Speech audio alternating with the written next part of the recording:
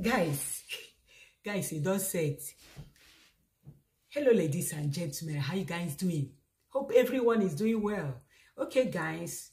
I came today again with this one. Guys, okono mada guy anapo Uncle SP. Good. So this guy, in fact, kitaka ihe niile ana declare. This guy wo Uncle SP egosigo onye ọbụla na onye ọ na-eso ụzọ ya awụ fada. Ọwụrọdị iri ndị eluigwe lọwụ fada.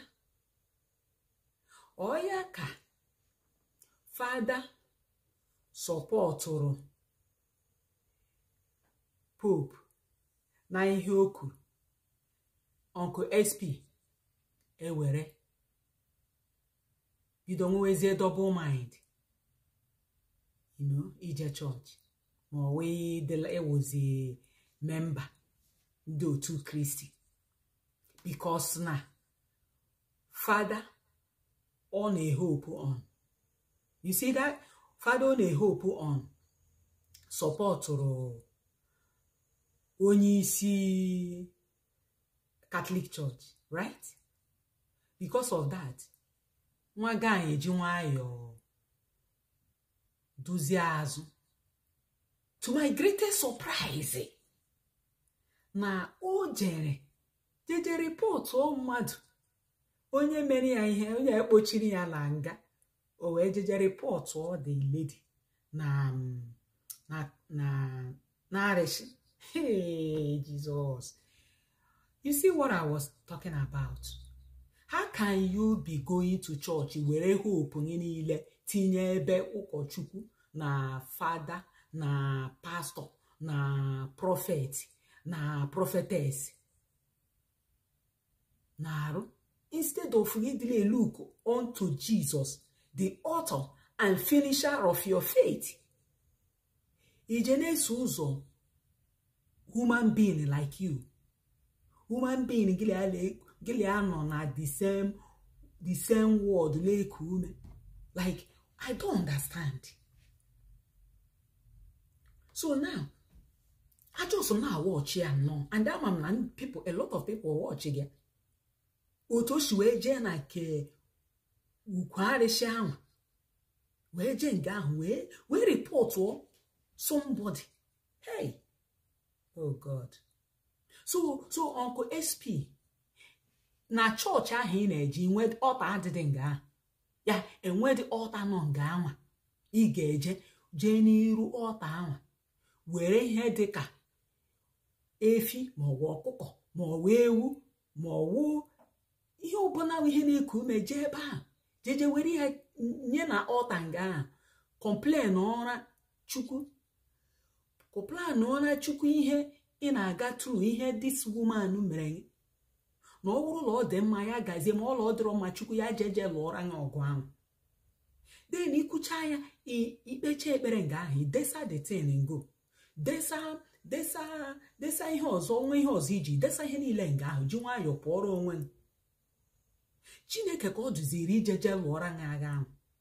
Ọ ya ka ị hapụrụ wee jee ịmakwala na arịshịla na ọ na-enwe dị double mind ma ọ ji ime ihe. Arịsịla eme ya gbam gbom. Enwere onye sịla nọ ike adịrọla arịshị. Enwere onye kwuru na ike adịrọla arịshị. Ọga arịshị pa ike nke ya, mana ike Jizọs karịrị ike niile anwa. Enwere onye sịla ekwensu enwere ike, because mgbe Jizọs chụtụrụ ya n'elu ụwa, ọ napụdị ike, ọ siwo unto the world, for the deceiver has come in.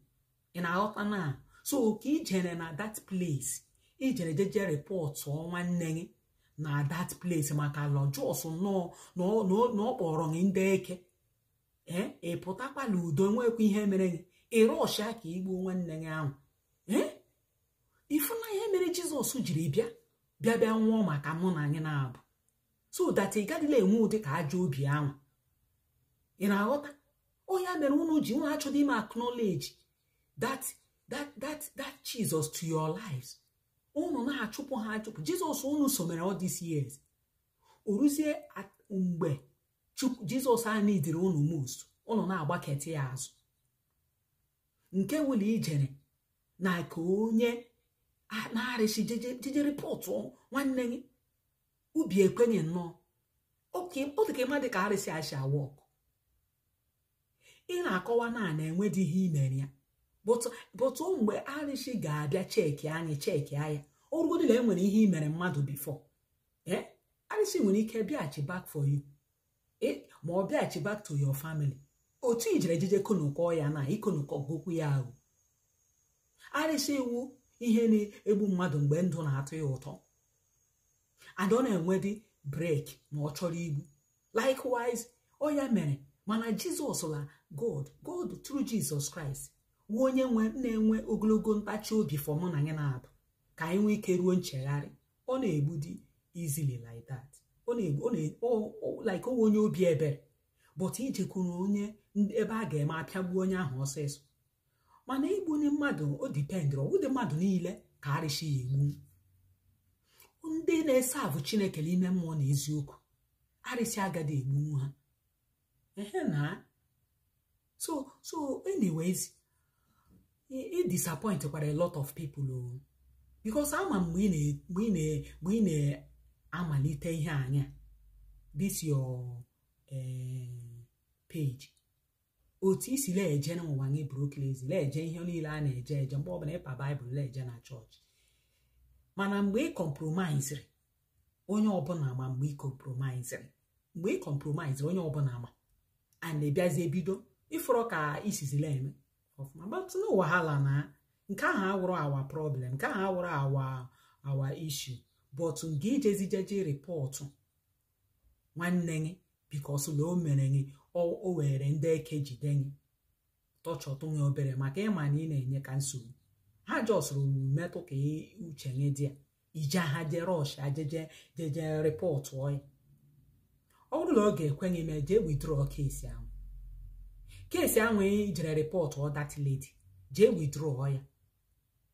A way that seems right unto a man, but at the end of the road is total destruction. The will of God for us is of good, not of evil. And his will for me and you is to live a good life, long life and prosperity. He don't want any ondo kereke ka ha nwụọ. Rather, ọ chọrọ ka onye ọbụla ruo nchegharị. So ọ ya ga-eme ị ga-eji jeje withdraw ihe ahụ ime. Mmadụ a ga-eme dị obere ihe ijeje rịpọtụ ọ ya. Ọrụgodisi na otu ahụ ka esiziri Jizọs a lụrụ ihe niile ọ lụrụ ebe anyị nọ, ihe niile emere aka ja niile emere still n'obe ahụ akpọgburu ya. Ọ nọkwa nga ahụ yọọ mgbaghara to those people sị na ha amara ihe a na-eme, Chukwu ya biko gbaghara ha. But little test ịrọshala to ogugu, ịrọshala to ihe arịsị jeje rịpọtụ mmadụ. Ọlụ ga-ekwenye ime jee back jee withdraw case ahụ. Ọ dị ezigbo mkpa na ị ga-eje withdraw ya ọsịsọ because ị nwere family, ị nwere children. Arịsị ọwụrụ otu iche ka arịsị si eme o. Arịsị ọwụrụ otu iche ka o si eme. So ị ga-eje back jee kịta jee withdraw case ahụ from arịsị. Okay guys, ọ gwụla ka ọ rem n'ọnụ o. Guys, unu gwa m ihe unu chela comment section. Ọ bụrụ na ihe this guy mere na ọ dị mma tinye ya na comment section. Ama m na ihe lady ya lịala abụ nwere issue mere adịrọ mma, but orudi to the extent ijeje iwere arịsị jeje tụọ the girl ozugbo.